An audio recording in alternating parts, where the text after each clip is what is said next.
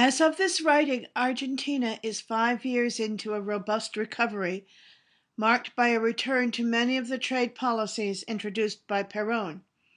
Yet a third of the country's 40 million people remain poor or unable to afford a weekly basket of staple foods and household products, as the government defines poverty. At the height of Argentina's financial meltdown in 2003, 56% of the population was impoverished. The unemployment rate leapt as high as 24%. It remained at about 10% in early 2008, according to official government statistics, though economists say that both figures are artificially low because they do not include more than 1 million households that have shuttled on and off the dole since the federal government first extended cash subsidies to indigent single mothers in 2001. The gap in income between the wealthiest Argentines and the poorest has widened by a factor of 400 since 1989, and the coupling of inequality and poverty has peeled from the country's once solid midsection a desperate underclass.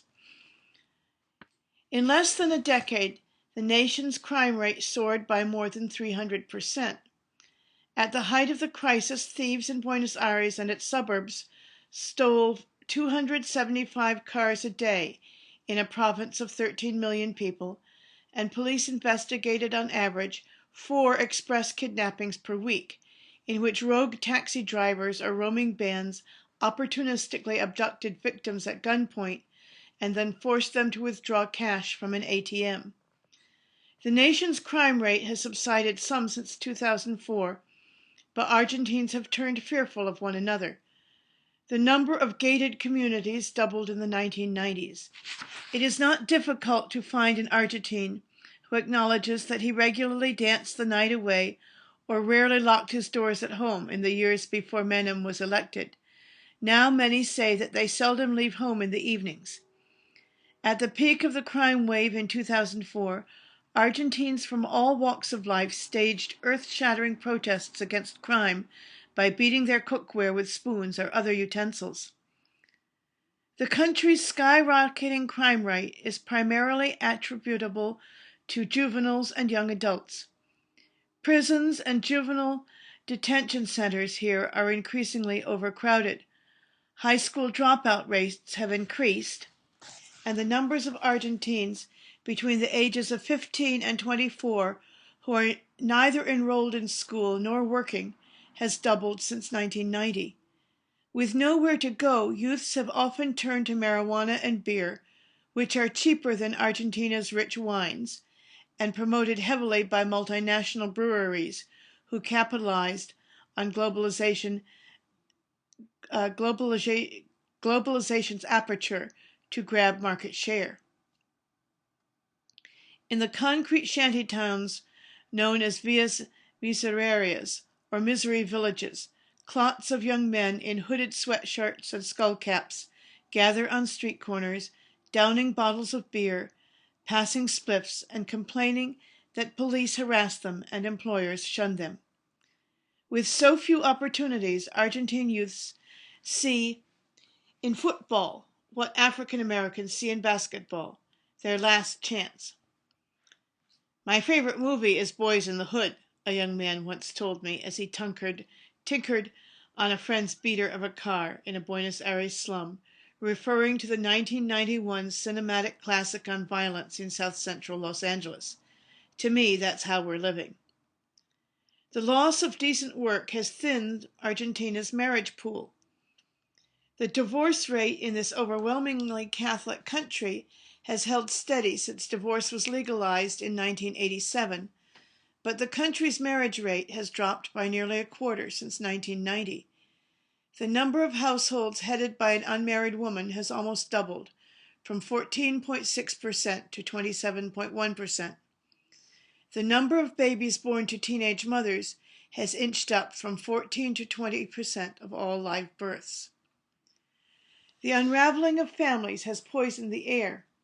Women here often complain about how unreliable their children's fathers are, failing to provide material support or to visit. Men complain that women pressure them to deliver precisely what they cannot, or aren't sympathetic to their struggle.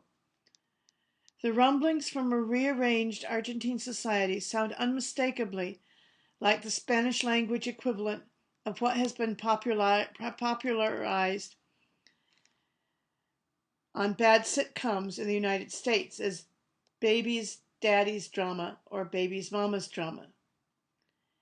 Sitting on a Buenos Aires park bench one Saturday morning in the early winter of 2003, Lorena Peralta and her husband Herbert Robaldo spoke about their failed marriage. "What's done is done," Lorena said as she breastfed their 18-month-old son. "No, really," Herbert asked. "Why couldn't we stay together?" "He always does this to me," she told me and my interpreter. Coyly slips the question into our conversation, as if he doesn't know the answer, as if he hasn't asked it 1,000 times before and received the identical answer each and every time. "You know why," she said to him, sounding at once exasperated and amused. "You drank too much." "It's true," Herbert acknowledged to us, "but I drank because I could not find work and take care of my family. If I had a job, many things would have been different." "I know," Lorena answered, "but what's done is done." That their 4-year marriage ended badly was no longer her most pressing concern. She had moved on. What had preoccupied this girlish-looking 20-year-old was how she would get through the days and years to come, raising 2 children on a maid's salary, alone. "All Herbert ever wants to talk about is when we were married," she told us, as Herbert rambled off to chase their other son, 4, through the park's tall grass. "My problem now is that I'm a single mother with babies to feed. So many families are breaking up now. It's horrible. This crisis has made us all crazy." She sighed and turned her gaze to the street, where the young men stood outside a convenience store in a haze of smoke, talking loudly as music blared from a radio. "It's a bad time to be in love in Argentina," she muttered, almost to herself. The parallels with the American ghetto are ironic, because Argentina has far fewer people of color than most of its Latin American neighbors. 53% of all Argentines claim Italian ancestry. 97% identify themselves as white, which for anyone who has spent so much as a day in the country seems far too low. The country's plantations never relied on African slaves as much as, say, Brazil's, Cuba's, Colombia's, or Venezuela's did. Since the country needed workers for its growing industries, Argentina's immigration policy, for most of the 20th century, heavily favored newcomers from Europe. When the country went to war against Paraguay in the late 1800s, it manned its front lines largely with soldiers of African descent, but few returned. Those who survived or stayed behind had a lasting cultural impact. They began a new dance called the tango in the brothels of Buenos Aires.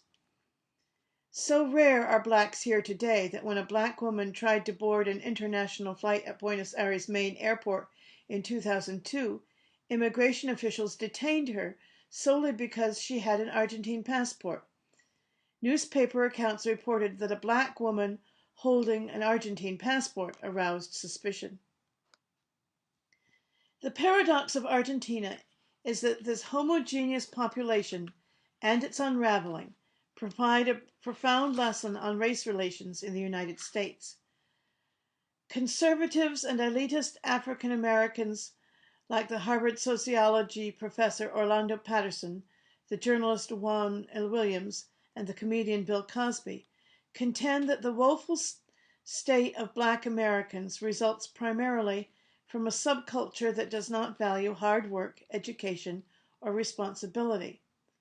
But what then should we make of Buenos Aires, a city that not 20 years ago was poised to become another Vancouver or Vienna, but today shares more in common with Baltimore and Oakland?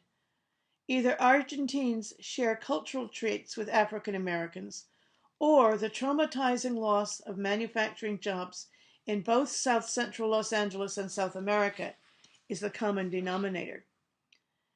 At a barbecue I I attended in Via 31, one of Buenos Aires' most feared and fastest growing slums. Several women voiced their grievances to me and my interpreter, an American journalist whose Spanish was much better than mine, while we sipped mate and sat on the dirt floor of a scrap metal shanty with bootleg cable television and a sloping tin roof. It was hard for them to find work, they said, because employers can discern from the address on their application if they live in a Buenos Aires slum. If they see that you live in a Via Miseria, they will not hire you because they believe you will make trouble for them and steal from them, said one of the women. Still, they said, there is no excuse to stop looking for work altogether, as some men do. We call them couch pussies, a woman said, with nods of agreement from the others. And some of the women are no better, they said, bearing babies out of wedlock as a ruse to collect government welfare checks. We have really lost our way in Argentina, said one of the women, Fatima Prieto, the live-in girlfriend of Oscar Paulito Domingo, a grocery store clerk. The couple has 2 children. Argentine women are actually having fewer children now, said Orlando D'Adamo, a pollster and sociology professor at the University of Belgrano in Buenos Aires. But the growing friction is typical of Argentina's dysfunction. We've been introduced to the culture of not working, he said. There are a lot of people who are no longer connected to society in the way that Argentines typically have been. The damage is happening house to house, neighborhood by neighborhood. The quality of our relationships has declined along with our quality of life. Said Artemio Lopez, a polling director for Equis, a research firm here. When you talk about the failures of this new global trading system to benefit countries like Argentina, you cannot just measure it in terms of gross domestic product. You have to talk about what a destabilizing agent it has been for families.